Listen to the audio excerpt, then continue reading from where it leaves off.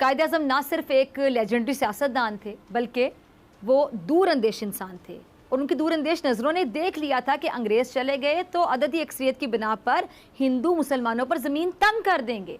और सियासत के आगाज़ पर जब कायद-ए-आज़म कांग्रेस में शामिल हुए तो उन्होंने कांग्रेस की जो कट्टर हिंदू सोच है उसको देखते हुए जल्द उसे राहें जुदा कर लीं और उन्हें खूब अंदाज़ा हो गया था कि अगर मुसलमानों ने अलग वतन हासिल नहीं किया तो हिंदुस्तान में रहने वाले फसादी ज़हन के हिंदू मुसलमानों पर घेरा तंग करना शुरू कर देंगे।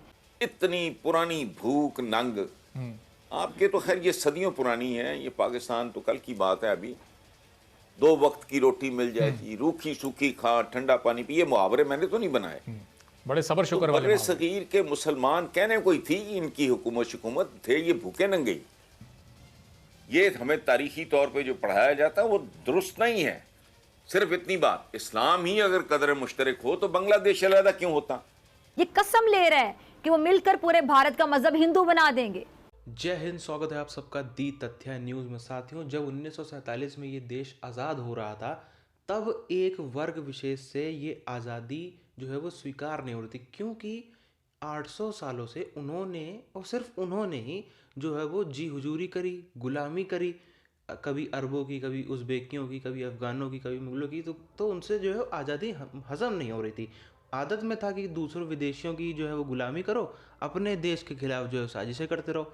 वही चीज़ हुई, इसी के चक्कर में उन्होंने अलग देश बनाया। अलग देश बनाने के बाद भी कभी जो है वो सऊदी की गुलामी करी, कभी जो है यूएई गुलामी करी, इतने दशकों तक अमेरिका गुलामी करी। अब वही तबका जो है, वही देश जो है वो चाइना गुलामी कर रहा है, और इस कदर गुलामी कर रहा है कि जो है चाइना वाले आते हैं, उनकी लड़कियां तक उठा के ले जाते हैं अपने देशों में। ये उनकी गुलामी की स्थिति है और फिजा खान जिस पर बहुत प्राउड है। बहरहाल पूरी चीज़ क्या है, पहले उस पर हम चलते हैं। इन कहानी में जिस तरह तालिब इल्म को शैतान से बचने के लिए सारे गुर मालूम थे, ठीक वैसे ही कायद-ए-आज़म भी अंग्रेज़ों और हिंदुओं की शैतानी सोच से अच्छे तरीके से वाकिफ़ थे। उन्होंने अंग्रेज़ों की चालों और हिंदुओं की साजिशों का डट कर मुकाबला किया। दुश्मनों ने उनकी राह में बड़ी रुकावटें खड़ी की और उन्हें मकसद से हटाने की बड़ी कोशिश की। एक अजीम मकसद जिसमें इस्लाम और मुसलमानों की बका थी, वो अजीम मकसद जिसमें अक़लियतों के हुकूक़ का तहफ़्फ़ुज़ शामिल था। मुसलमानों के लिए एक अलग वतन की जुस्तजू उनका सबसे बड़ा मकसद था। अब नाज़रीन, कल के दिन यानी 25 दिसंबर को कायद-ए-आज़म का यौम पैदाइश मुल्क भर में बड़ी अक़ीदत और एहतराम के साथ, शान और शौकत के साथ मनाया जाएगा। मोहम्मद अली जिन्ना ने मुफ़क्किर पाकिस्तान अल्लामा मोहम्मद इक़बाल का जो ख्वाब है उसको पूरा करके दिखाया। और वो ख्वाब क्या था कि मुसलमानों के लिए अलहदा रियासत हासिल करनी है। और कायद-ए-आज़म ने हमेशा से ये चाहा कि पाकिस्तान अमन का गहवारा बने, जहाँ हर किसी को मजहबी आज़ादी हासिल हो, जहाँ के लोग खुशहाल हों, एक दूसरे के हुकूक का ख्याल रखें।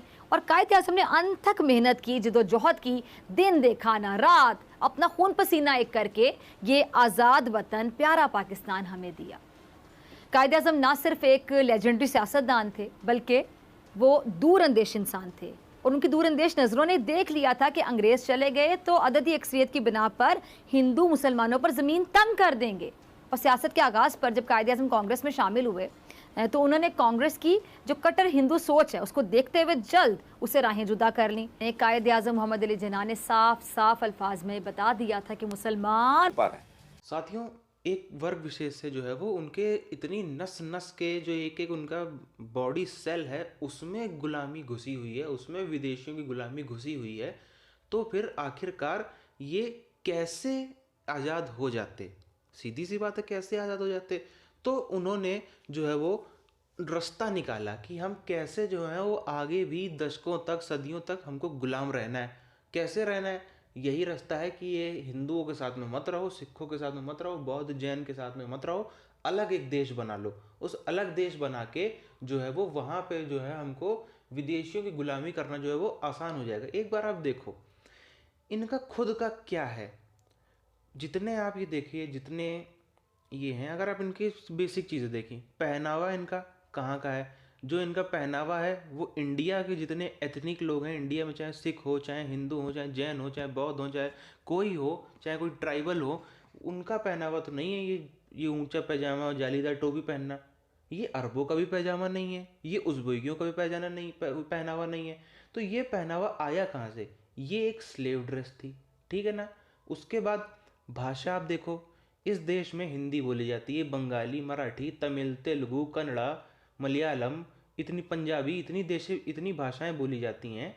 क्या ज़रूरत थी उर्दू की? उर्दू भी पहली बात तो उर्दू भी कोई वहाँ से नहीं आई है, उर्दू भी कोई अरब से नहीं आई है। अरब तो सब अरबी की बोलते थे, उज़्बेक अपनी अपनी भाषा बोलते थे, अफ़गान अपनी भाषा बोलते थे, तो उर्दू भी वहाँ से नहीं आई है। उर्दू भी एक स्लेव लैंग्वेज है, जो बस सीधी सी बात इतनी थी कि विदेशियों का इतना चाहना था कि ये हम इनको अपनी भाषा नहीं देंगे, अपना खाना पीने का तरीका नहीं देंगे, हम इनको अपना पहनावा नहीं देंगे, लेकिन जो इस धरती का पहनावा है, खाना पीना है, देश की भाषा है, सब कुछ है, वो भी नहीं करने देंगे, ताकि ये ना इधर के रहें और ना ये पूरा हमारे बन पाए। बीच में एक जो है वो गुलामी इनको फील होनी चाहिए, हर एक क्षण क्षण में इनको जो है वो गुलामी महसूस होती रहे। उसी हिसाब से उन्होंने पूरा का पूरा इनको डिज़ाइन किया।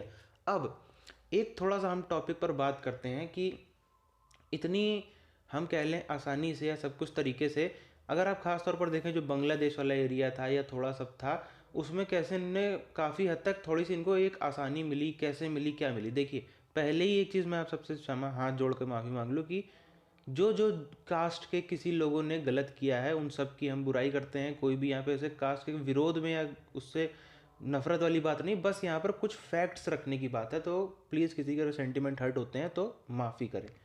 हम देखें एक चीज़, आप देखिए वेस्ट बंगाल का हिस्सा, वेस्ट बंगाल में आप देखिए, असम में देखिए, त्रिपुरा में देखिए, एक बहुत ही बड़ा आप देखिए जो हिंदूज माइग्रेट करके आए बांग्लादेश से, उसमें एक बड़ा हिस्सा था जो 70s 80s में माइग्रेट करके आए।